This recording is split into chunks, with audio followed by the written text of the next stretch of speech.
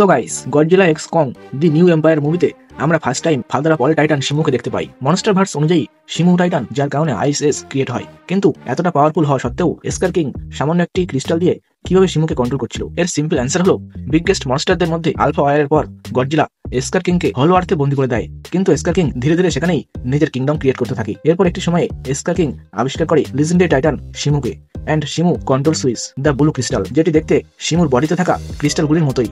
আসলে এই ক্রিস্টাল কোনো অর্ডিনারি ক্রিস্টাল নয়, এটি শিমুর ব্যাক স্পাইনেস থেকে ভাঙা ক্রিস্টালের একটি অংশ, অর্থাৎ শিমুর মেরুদণ্ডের হাড়ের একটি অংশ, যেটিকে এস্কার কিং তার হুইপের সাথে অ্যাটাচ করে এবং ওই ক্রিস্টালটিকে হালকা প্রেশার বা রাবিং করলে শিমু পেইন ফিল করে, যার কারণে শিমু এস্কার কিং এর অর্ডার ফলো করতে বাধ্য হয় এবং তখনই শিমু তার অপোনেন্টকে অ্যাটাক করে।